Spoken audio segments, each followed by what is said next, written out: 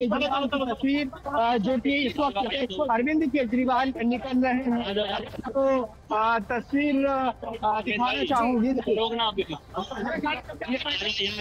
अरविंद केजरीवाल आम आदमी पार्टी दफ्तर से लाइव तस्वीरें इस वक्त आप देख रहे हैं। केजरीवाल इस्तीफा दे देंगे, ये ऐलान उनकी ओर से यहां पर कर दिया गया है। हालांकि जब इस बात का ऐलान वो कर रहे थे, जब उन्होंने कहा कि 2 दिन बाद मैं अपना इस्तीफा दे दूंगा और फिर जनता तय करेगी कि मुझे इस पद पर आगे बने रहना है या फिर नहीं बने रहना है, तो तमाम जो कार्यकर्ता वहां पर आम आदमी दफ्तर के बाहर मौजूद थे, उन्होंने हाथ हिलाते हुए ना की तरफ इशारा किया।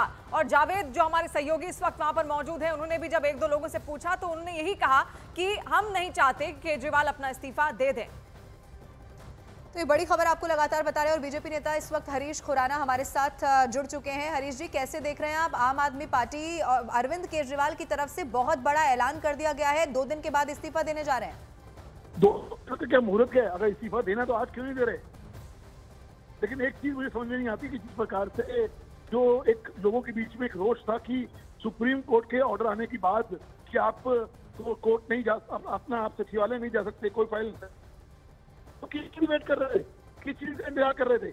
क्योंकि लोगों के अंदर गुस्सा है, लोगों के अंदर एक रिसेंटमेंट है कि अरविंद केजरीवाल रिजाइन क्यों नहीं कर रहे, इसलिए मेरा मानना है कि ये रिजाइन तो आना ही था। ठीक है हरीश जी, अब मैं लौटूंगी आपके पास, लेकिन जावेद इस वक्त मौजूद है। जावेद, क्या तस्वीर है वहां पर?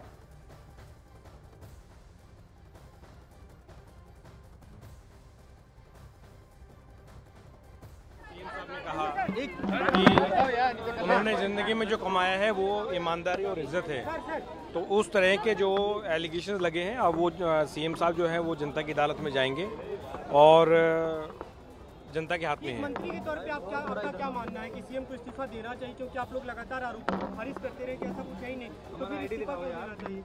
देखिए, बात इस्तीफा देने की नहीं है। बात ये है कि जैसे कि सीएम साहब ने कहा कि उन्होंने पूरी ज़िंदगी में जो कमाया है वो ईमानदारी और इज्जत, और इस तरह के जो एलिगेशंस लगे हैं तो सीएम साहब ने तो जनता के बीच में रख दिया है कि अगर वो सोचते हैं कि ईमानदार हैं तो भारी बहुमत के साथ फिर आपको क्या लगता है सीएम को इस्तीफा देना चाहिए? सीएम ने जो घोषणा की, क्या कहेंगे आप? मुख्यमंत्री जी अग्नि परीक्षा से गुजरने के लिए तैयार है और दिल्ली तय करेगी कि मुख्यमंत्री ईमानदार हैं कि नहीं है। अरविंद केजरीवाल जी ने 2020 में काम के नाम पर वोट मांगा था और कहा कि अगर मैंने काम किया है तो मुझे वोट देना, मैंने काम नहीं किया तो मुझे वोट नहीं देना। आज उनपे तोहमतें लगाई गई, आरोप लगाया गया। आज मुख्यमंत्री जी ने अपनी ईमानदारी की परीक्षा, अग्नि परीक्षा देने का फैसला लिया है। दिल्ली की जनता मुख्यमंत्री को ईमानदार घोषित करेगी झाड़ू का बटन दबाकर, और अब आने वाला 2025 का दिल्ली चुनाव, दिल्ली की जनता उस चुनाव के माध्यम से अपने मुख्यमंत्री को ईमानदार घोषित करेगी।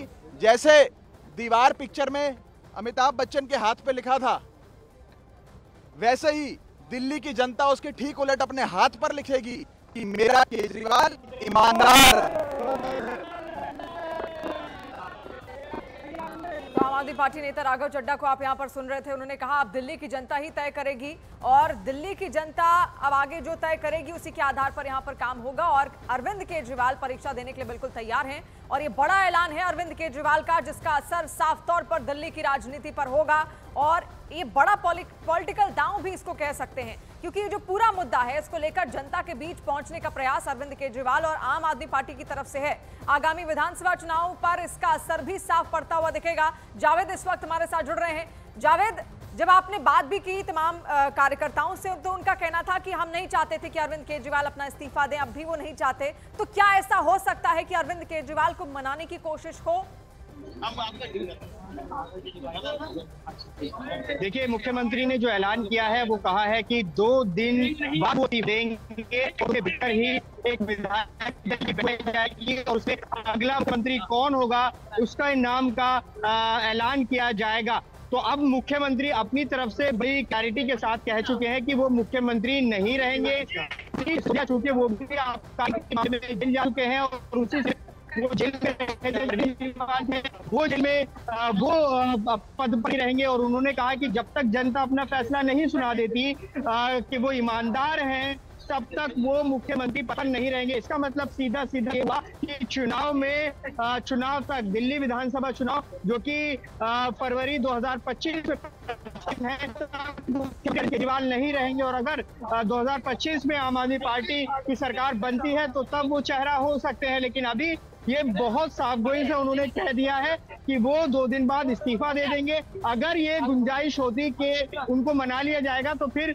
हमने देखा था कि वो अलग अलग मुद्दों पर रेफरेंडम कराते हैं कि हम दिल्ली की जनता से पूछेंगे कि उनका क्या मत है। उन्होंने ऐसा नहीं कहा, उन्होंने सीधी ये बात कही है कि हम 2 दिन बाद इस्तीफा दे देंगे, विधायक दल की बैठक होगी, उसमें नया मुख्यमंत्री कौन होगा ये तय कर लिया जाएगा। तो ऐसे में ये बात साफ मानिए कि मुख्यमंत्री अरविंद केजरीवाल 2 दिन बाद इस्तीफा दे देंगे। अब इसका असर दिल्ली में क्या होगा, चुनाव चल रहे हैं वहाँ क्या हुआ, ऐसे पंजाब में उनकी सरकार है, पंजाब में ये तमाम स्टेट है आम आदमी पार्टी के जहाँ वो लगातार सरकार से नचारी और कहीं कहीं पैर डालने की कोशिश कर रही है। तो अरविंद केजरीवाल ने सीधे तौर पर ये कहा कि वो जब जेल में थे उन्होंने इस्तीफा इसलिए नहीं दिया कि ये एक ट्रेंड बन जाता और फिर जो उनके विरोधी जो केंद्र सरकार है उसी तरीके से जो अन्य मुख्यमंत्री हैं गैर बीजेपी मुख्यमंत्री उनको इस तरह से झूठे केस में फंसाएगी और उनको इस्तीफे के लिए मजबूर करेगी। तो इसी वजह से उन्होंने जेल में रह के इस्तीफा नहीं दिया